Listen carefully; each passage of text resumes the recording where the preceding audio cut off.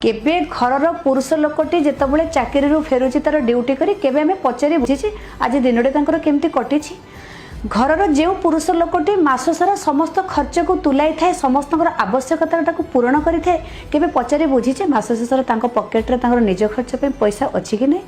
समस्त आवश्यकता पूरण करुवा समय जहाँ 10 टंका मागिले से आवश्यकता पूरण करने 50 टंका बढ़े दे था केबे आमे माने पचारिकी बुझीचे तांकर आवश्यकता कौन अच्छी सब बेले आम आगे हस हस मुह देखाई हसी हसी कथा कहूथिबा आमर आवश्यकता को पूरण करुथिबा आम हृदय को खुशी दे से आम मन को खुशी रखुथिबा लोकटा को केबे आमे पचारिचे ता हृदय भितर कौन दुख अच्छी केबे नुह बंधु माने से हृदय विषय आज मु किछि कथा कहबाकू आनी हे मोर पुरुष बंधु माने आपणक पई प्रति मिनिट प्रति घंटा प्रति दिन सबु समय ही आपणक पई परीक्षार समय तेणु समाज को ना को परिस्थिति आपणक ठारू प्रति मुहूर्त ही परीक्षा नेउची निजर मन को